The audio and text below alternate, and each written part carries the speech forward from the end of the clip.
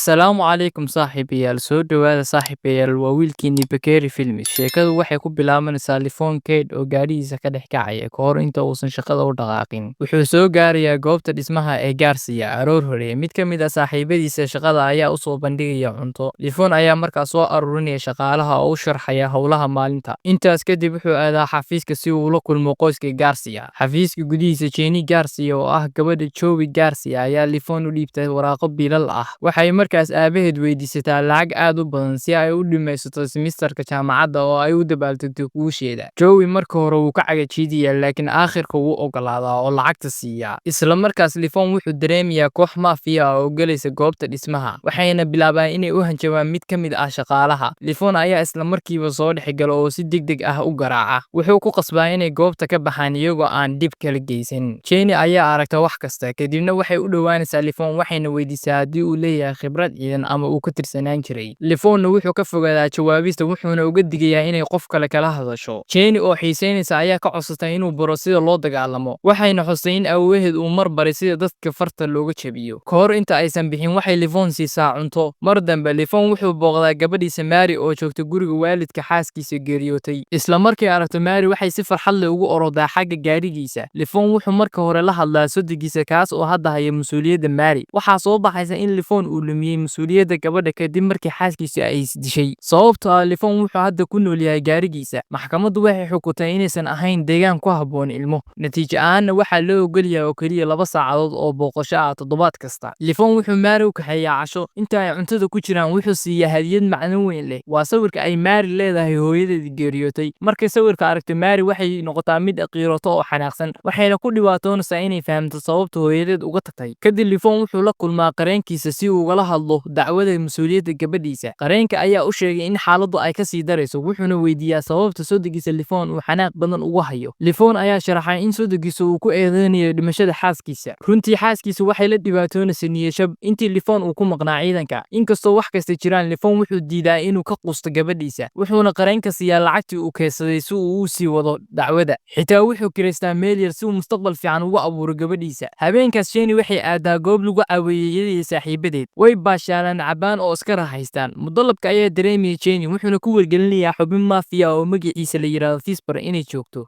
wax yar kadib mid ka mid ah saaxiibada Jenny ayaa si lama filaan ah u dareemaya xanuun, waxayna u carartaa musqusha iyadoo kaligeed ah. Jenny waxaa jidka u gala koox afduubayaal ah, way ka xog bataan oo ka haystaan. Maalinta xigtay shaqada Lifon wuxuu dareemayaa askar boolis ah oo ka baxaysa xafiiska Joey Garcia. Joey iyo xaaskiisa ayaa u dhowaanaya Lifon iyagoo argagaxsan, waxayna u sheegaan in Jenny la yahay. Waxay ka codsadaan Lifon caawimaad laakiin wuu diidaa. Joey xitaa wuxuu u soo bandhigaa $50,000 Mareykanka ah, laakiin Lifon wuu ku adkaystaa go'aankiisa wuuna diidaa shaqada. Si kastaba ha ahaatee way ku qanciyaan, wuxuuna qaataa lacagta wuxuuna aadaa guriga saaxiibkiis. Habeenkaas Lifon wuxuu booqdaa Gani oo ay hore u soo wada shaqeeyeen ciidanka, wuxuuna Gani u sheegaa lumitaankii Jenny, wuxuuna qiraa inuu go'aansaday inuu shaqada qaato. Waxaa soo baxaysa in Lifon uu ka badbaadiyay Gani shil halis ah. Ganina wuxuu ku waayaa araggiisa dhacdadaas, isagoo go'aansanaya inuu helo. Lifon wuxuu ku laabtaa Joey, wuxuuna u ballan qaadayaa in Jenny uu guriga keeni doono. Habeenkaas Lifon wuxuu bilaabaa inuu ururiyo macluumaad ku saabsan baarkii ugu dambeeyay ee lagu arkay. Isagoo baariya luuq u dhow, wuxuu helayaa gabal jaban oo ka mid ah silsiladii Jenny, tanina waxay xaqiijinaysaa in goobtaas laga kaxaystay.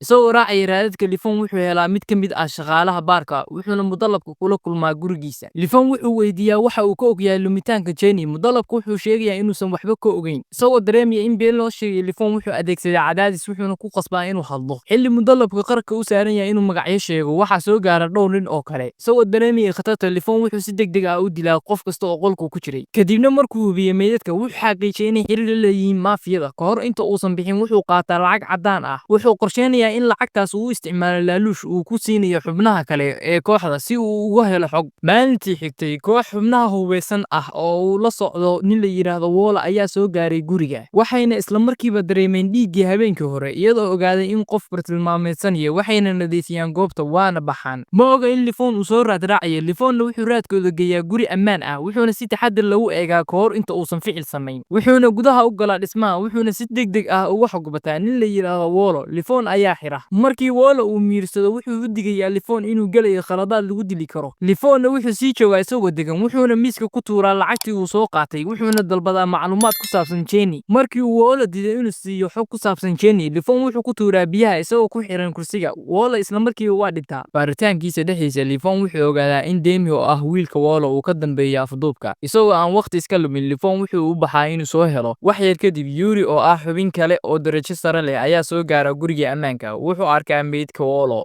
isagoo ogaaday in Demi uu khatar ku jiro. Yuri wuxuu amar ku siiyay raggiisa inay soo qabtaan gacan ku dhigilaha. Lifon wuxuu la xiriiraa saaxiibkiis booliska ah, wuxuuna weydiiyaa macluumaad ku saabsan ninka la yiraahdo Demi. Saaxiibkiis wuxuu uga diiday in Demi uu aad u khatar badan yahay, isagoo ah hogaamiye awood leh oo maafiyada dhexdeeda ah. Wuxuuna markaas Lifon siiyaa ciwaan baar caan ku ah xiriirka uu la leeyahay dambiyada abaabulan. Habeenkaas Lifon wuxuu galaa baarkii. Mid ka mid ah ilaalada ayaa isla markiiba dareemaya nin la yiraahdo Duug ayaa u dhowaanaya, wuxuuna ogaadaa in Lifon uu wato lacag badan. Duug wuxuu geeyaa nin la yiraahdo Dutch, iyagoo ugu shakiysan Lifon inuu yahay askari dhar cad. Dadkii goobta jooga ayaa noqda kuwo colaad u muujiya, waxayna weeraraan digniin la'aan. Lifon wuu ka falceliyaa, isla markiina wuxuu dilaa mid. Wuxuu meesha ka saaraa qof kasta oo soo hor istaaga. Xilli Lifon uu dilayo mid ka mid ah, Dutch ayaa soo dhex gala. Dutchna wuxuu aqoonsadaa in Lifon uu leeyahay khibrad ciidan, balse uusan ahayn ciidan hadda. Wuxuu joojiyaa dagaalka, wuxuuna soo jeediyaa inay wada hadlaan. Lifon wuxuu iska dhigaa mid raacaya, wuxuuna weydiistaa daroogo. Dutchna wuxuu ogolaadaa, wuuna ballan qaadaa inay qabanqaabiyaan heshiis. Maalintii xigtay, Dutch wuxuu keenaa daroogadii, wuxuuna sidoo kale banan u qabtaa Lifon iyo ninka ugu weyn ee alaabta keena ee maafiyada ah.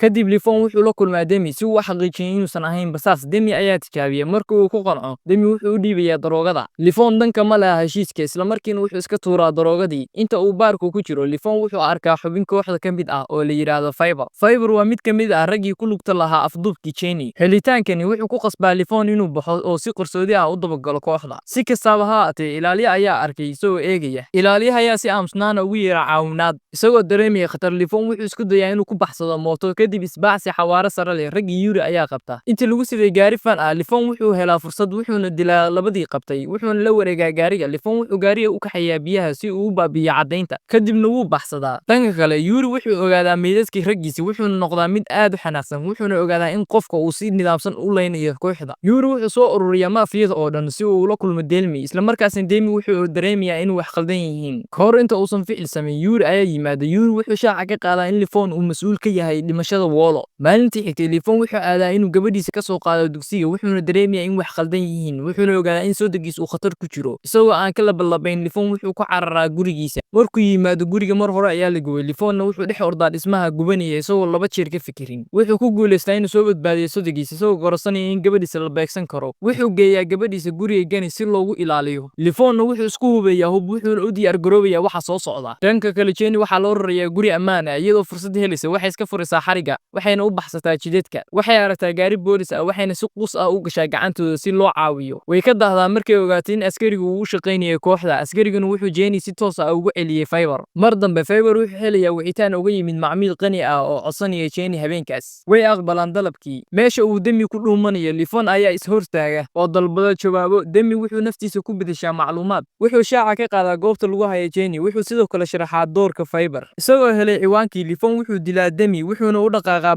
bartilmaameedkiisa xiga. Dutch ayaa garowsaday in Lifon uu yahay kan soo dhex galay hawlgalkooda, wuxuuna uga digayaa kooxda oo dhan inay feejignaan sare muujiyaan. Lifon wuxuu gaaraa guriga ammaanka, wuuna weeraraa, wuxuuna si nidaamsan u dilaa qof kasta oo jidkiisa ka soo horbaxa. Dutch ayaa lagu dilaa weerarka. Inta ay foodada jiddo, Jenny ayaa iska caabin samaysa, waxayna ku guuleystaa inay disho Artemis keligeed. Dhowr daqiiqo kadib, Lifon wuxuu helaa Jenny, wuuna xoreeyaa. Lifon wuxuu ka falceliyaa weerarka isla markiiba, wuxuuna tuuraa bam gacmeed, wuxuuna tirtiraa ciidanka hal mar. Iyadoo khatartii dhammaatay, Lifon iyo Jenny si nabad leh ayay uga baxsadaan. Lifon wuxuu Jenny dib ula midayaa waalidkeed. Muuqaalka ugu dambeeyay, Lifon, Mary iyo qoyska Jenny ayaa si degan u wada qadeeya. Kadib wax kasta oo ay soo mareen, waxay ugu dambeyntii dareemayaan nabad iyo farxad. Haddii aad ka heshay qaabka aan u falaqeeyay filimkan, fadlan like saar muuqaalka si uu dad badan u gaaro. Sidoo kale ha iloobin inaad subscribe dhahdo si aadan u seegin khurasooyinka xiisaha leh ee aan maalin walba soo gelino. Mahadsanid.